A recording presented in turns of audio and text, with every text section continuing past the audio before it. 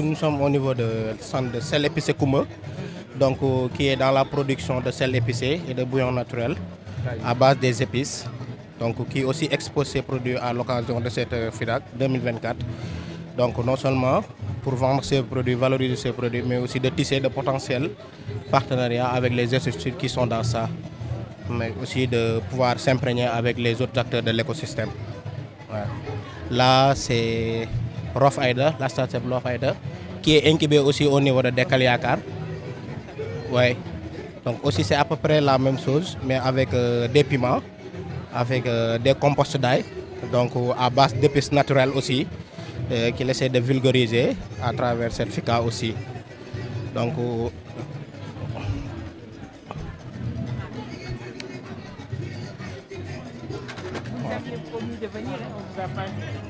là, c'est la pisciculture. La pisciculture, c'est pour l'espèce qu'on appelle tilapia, ou bien le wasp, très apprécié au Sénégal. Donc, c'est une espèce qu'on élève, parce que pratiquement en Afrique de l'Ouest, on n'élève que les deux espèces, ce tilapia et le calarias. Ce tilapia-là est beaucoup plus apprécié au Sénégal, ou bien surtout dans la zone centre, via aussi que la possibilité d'élevage et les conditions optimales d'élevage au niveau de la zone centre. Pour faire cela, donc c'est très simple, parce que c'est une espèce qui se reproduit en captivité. Et pour ce faire, donc c'est une espèce qui n'est pas si difficile d'être... les alevins ne sont pas si difficiles de l'avoir au niveau de cette zone centre. Mais l'autre espèce, du point de vue alimentaire, nous octroyons de l'aliment à partir d'un fournisseur qui est à Mbour. C'est une entreprise qui importe de l'aliment. Mais nous aussi, nous fabriquons de l'aliment local. Parce qu'actuellement, nous avons une machine de fabrication d'aliments qui n'est pas encore fonctionnelle. Mais nous ne voulons pas utiliser la farine de poisson, nous voulons utiliser la farine de crevettes, enfin avec la farine d'arachide et un peu de farine de maïs, pour formuler des aliments qui sont avec un taux de protéines qui dépasse 45%. Donc si le taux de protéines dépasse cela... C'est le principal problème de l'aliment de poisson. Ouais. C'est arriver à avoir... L'aliment flottable. Ouais. C'est la flottaison. Ouais, effectivement. Il faudra beaucoup travailler sur la flottaison. Effectivement. Arriver à mettre un aliment pour les poissons capable de flotter. Effectivement. Vous aurez un marché potentiel qui se présentera demain. Ah, oui, Inch'Allah. Ici aussi, nous avons de l'espèce qu'on appelle Clarias, poisson champ haute. Donc cette espèce, donc les difficultés... Vous connaissez le nom, voilà? Oui, c'est le yas ou le kong. Ah ok, l'autre. Ah non, je ne savais pas que vous parlez en air. Vous connaissez le nom en wolof? Non, mais je connais le nom en pulaar. En pulaar, c'est comment? Hein? Elle connaît en pulaar et ne veut pas le dire.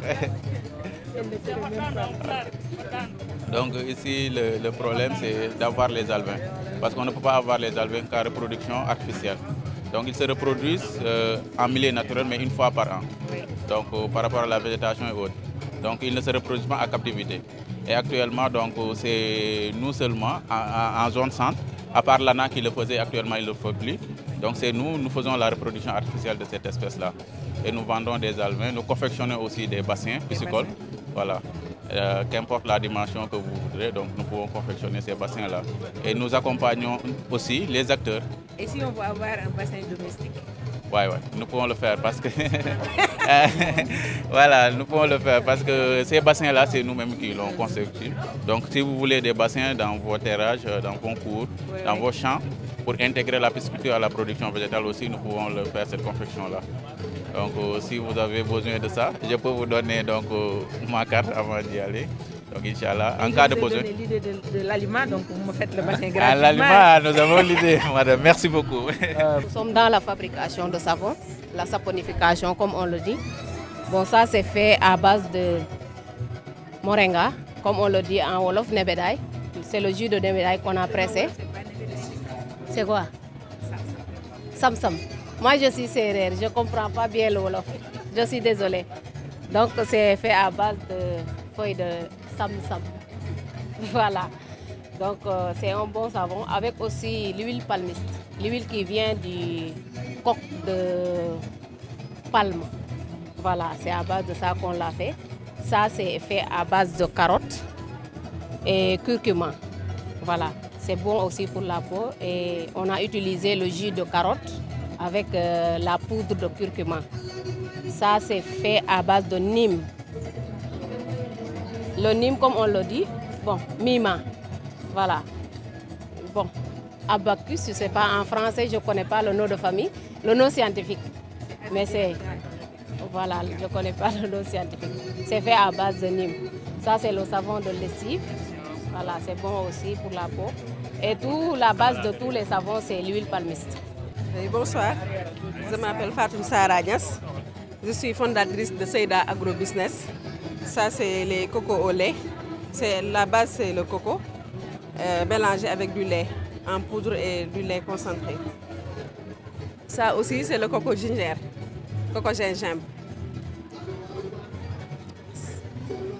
Ça, est-ce que le lait, oui. vous avez testé notre lait? Notre lait? Le lait émanant de la traite de vache et de chèvre. Non, je ne l'ai pas encore testé. Parce que nous, ce que nous voulons, c'est éviter les importations et vraiment développer l'économie locale. D'accord. Si vous êtes en train de faire tester avec le lait, vous voyez la personne qui a une vache laitière à côté, prenez un litre de lait et essayez de voir comment vous pouvez faire pousser le produit à partir du lait que vous obtenez à côté. D'accord, je vais en prendre note. Et ça, sont nos nectars. C'est nectar de jus. C'est buis, baobab, melon. Ça aussi c'est baobab, papaya. Ça ce sont les sauces piment. Ouais. Ça aussi c'est l'assaisonnement. Les nokos. Nous exposons ici des produits cosmétiques. Ici nous avons Kedias, un pommade. Oui. Des composants 100% naturels à base de fenugrec. Ce sont des pommades pour cheveux qui vont lutter contre les crasses, aussi les cheveux cassants et aussi qui va favoriser la repousse des cheveux aussi.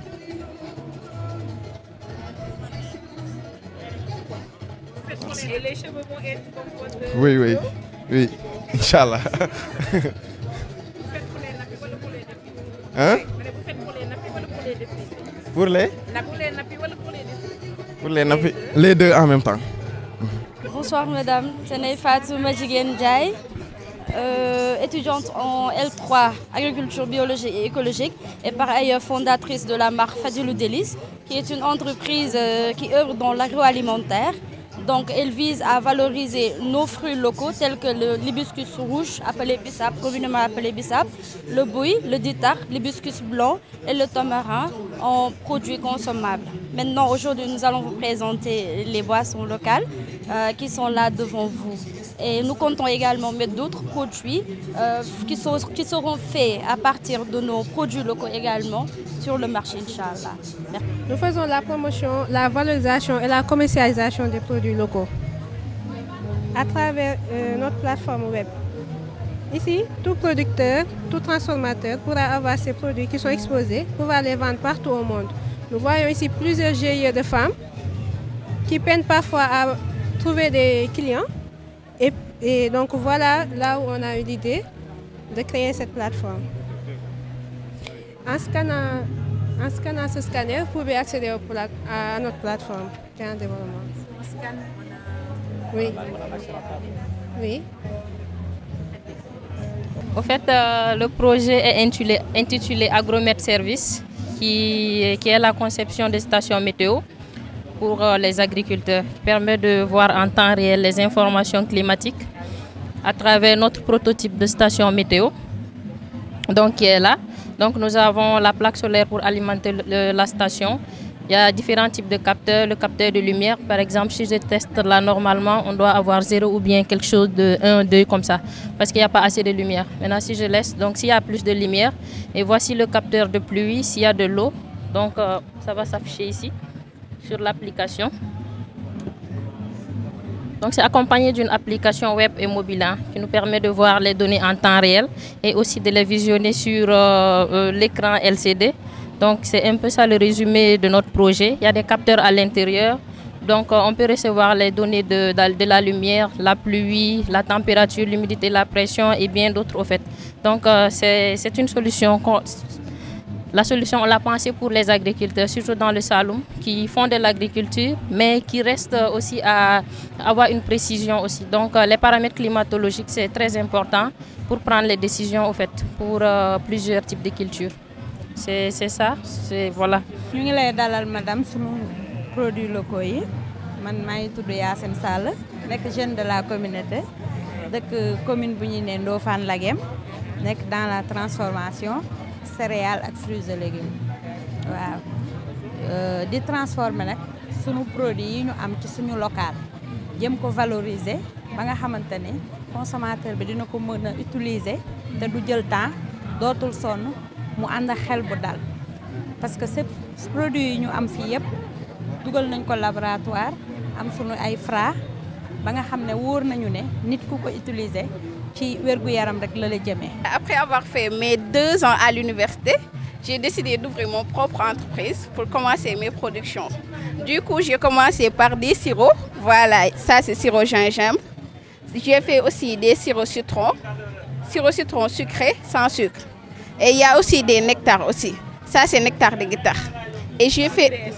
Oui, sucré et sans sucré, parce que c'est pour les diabétiques. Et certaines personnes aussi n'aiment pas le sucre. J'ai décidé aussi de faire des confitures. Ça, c'est confiture à base de miel papaye, c'est sans sucre. Il y a juste que du miel et du papaye aussi. Et comme vous le savez, avec les gingembre, il a ses propres bienfaits. Comme par exemple ici, ça améliore le transit intestinal et aide à éviter les nausées. Et d'autres bienfaits aussi. Pour le citron aussi, il a ses bienfaits, il purifie l'organisme. Et pour le nectar de guitare, le guitare aussi, il a ses bienfaits. Le guitare est extrêmement riche en vitamine C. Il aide pour les toux, les rhumes et ces genres, etc. Et pour les papayes aussi, le papaye, il agit favorablement sur la digestion. Il aide contre le stress. Le miel aussi, il a ses bienfaits, aspects nutritionnels et autres. Nous sommes là pour vous présenter nos produits d'Al-Mokhtar-Thé qui fait partie du projet PLP entre étudiants de la licence nutrition et agroforesterie et ABE. Ensemble, nous avons pensé faire un projet ensemble pour la valorisation du Kékéliba. PLP inspire de l'excellence dans la valorisation de nos produits locaux. Pour la première phase de notre projet, nous avons commencé par la valorisation du Kékéliba. Ce sont des thés à base de Kékéliba.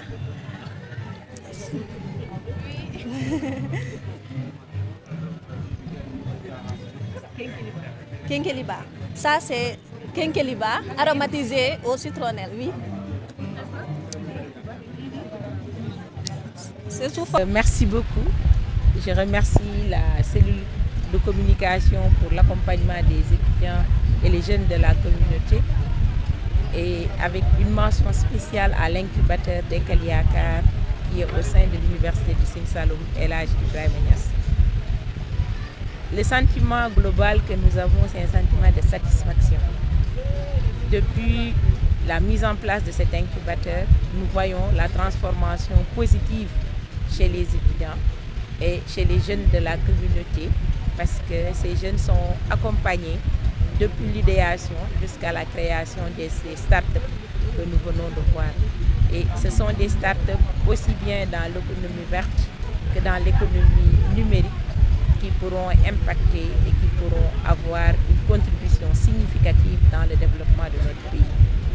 Donc nous exhortons ces jeunes à continuer dans cette dynamique et à ouvrir les portes également à leurs petits frères et petites sœurs qui vont venir pour encore d'autres idées et valoriser l'ensemble des ressources que nous avons dans les zones d'implantation de l'université et accompagner également les agriculteurs pour qu'on arrive à avoir une agriculture 2.0 au sein de la zone.